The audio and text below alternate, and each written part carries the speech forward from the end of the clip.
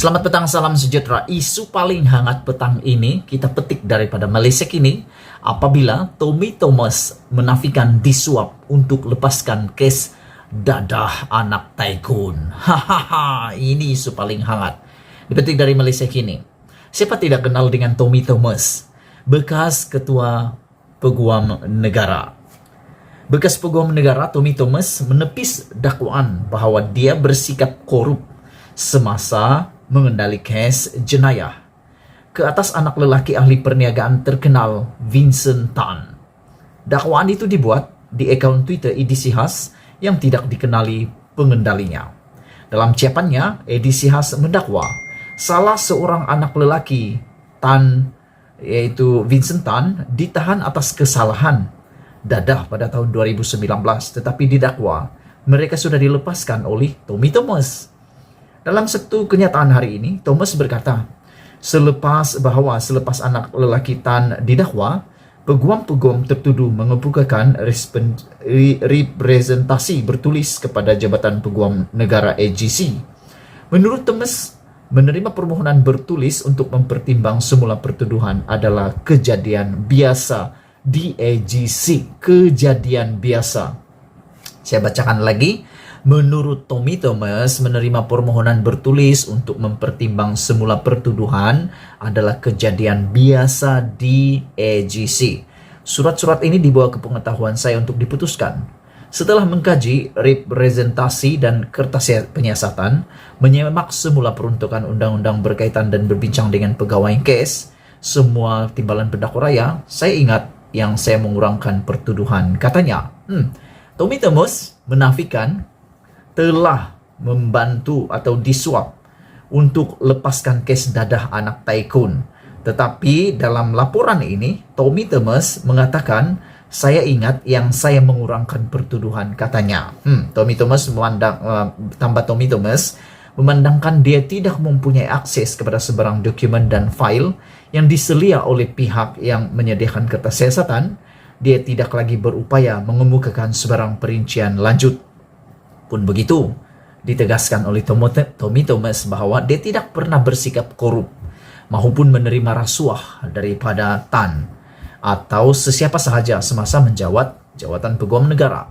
Tambahnya, dia tidak pun mengenali Tan sebelum menjadi Peguam Negara maupun mewakili Tan atau kepentingan perniagaannya.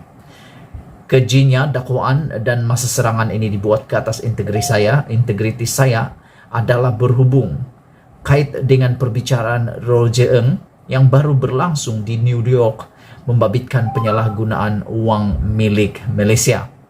Ahli politik dan personaliti negara kita akan ditampilkan apabila keterangan dikemukakan semasa perbicaraan yang telah mendapat liputan media seluruh dunia.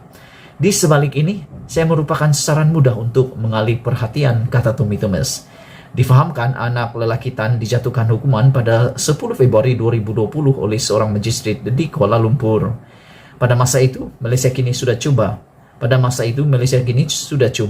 untuk mendapatkan kertas pertuduhan daripada timbalan pendakwa raya, namun permintaan itu ditolak.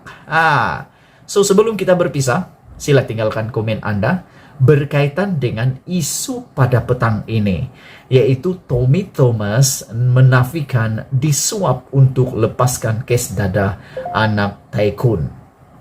Walau apapun yang berlaku, kita sebagai netizen dan rakyat Malaysia mahukan kebenaran. Kita tidak mau perkara kayangan, double standard berlaku di Malaysia.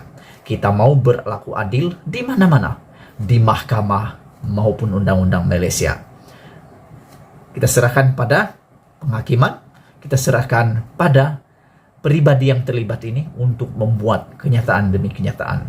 Sila tinggalkan komen Anda. Malaysia kita punya, kita jaga sama-sama, cintai Malaysiaku. Kita jumpa lagi. Bye-bye. Selamat petang, salam sejahtera. Selepas pendedahan Muhyiddin yang amat mengejutkan seluruh Malaysia, apabila Muhyiddin membuat pengakuan secara terbuka, pendedahan terbuka bahawa Najib dan Zahid Hamidi pernah berjumpa dengan beliau untuk meminta campur tangan di dalam kes mahkamah, timbul di dalam pemikiran kita semua. Mungkin sudah tiba waktunya Zahid Hamidi dan Najib Tun Razak mengambil keputusan untuk berehat sementara. Sekurang-kurangnya berehat sementara di dalam kepimpinan, di dalam tunjang utama UMNO dan Barisan Nasional. Mereka sekurang-kurangnya harus berehat terlebih dahulu. Kenapa hal ini saya nyatakan sekurang-kurangnya berehat atau paling bagus letak jawatan? Kenapa saya katakan seperti ini? Ada beberapa perkara yang menjadi faktornya atau menjadi penyebabnya. Yang pertama, sekarang ini Najib dan Zahid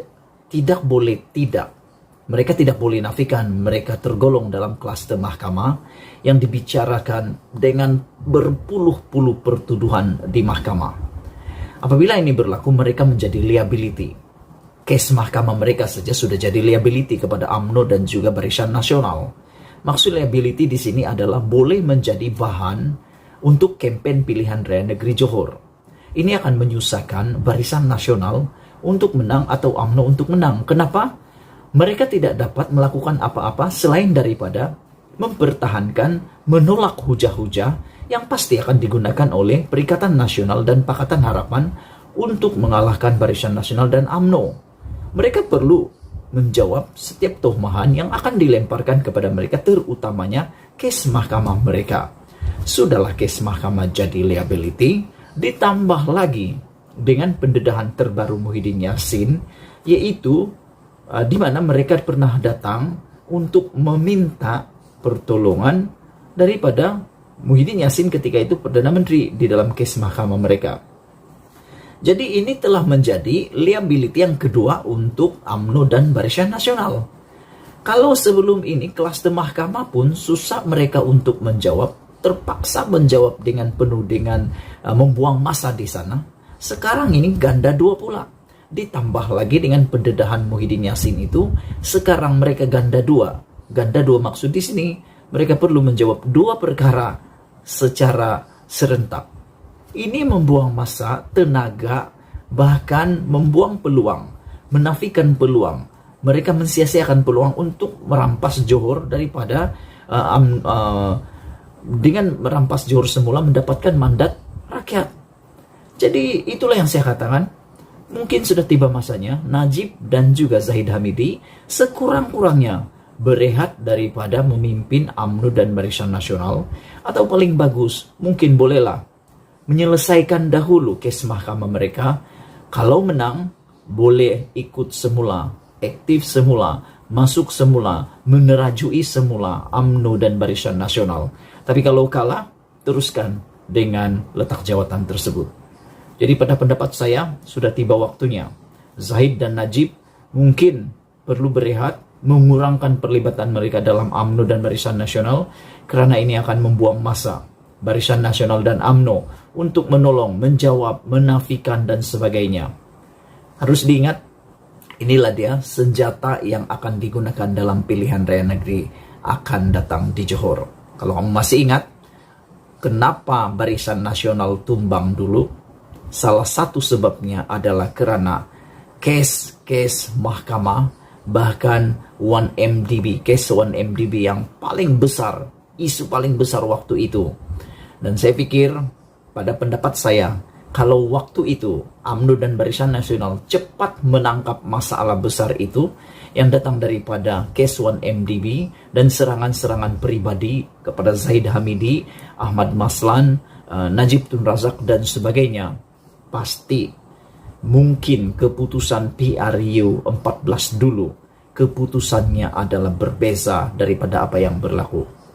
Sudah tiba waktunya Najib dan Zahid mulai berpikir untuk jangka masa panjang Barisan Nasional dan khususnya UMNO.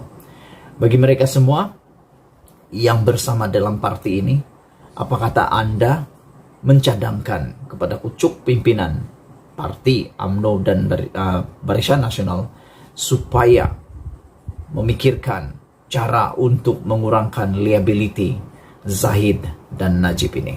Sekian dulu untuk kali ini. Sila tinggalkan komen Anda untuk isu pada kali ini. Sekiranya Anda bersetuju dengan apa yang saya katakan ini, Anda boleh tinggalkan dalam komen Anda.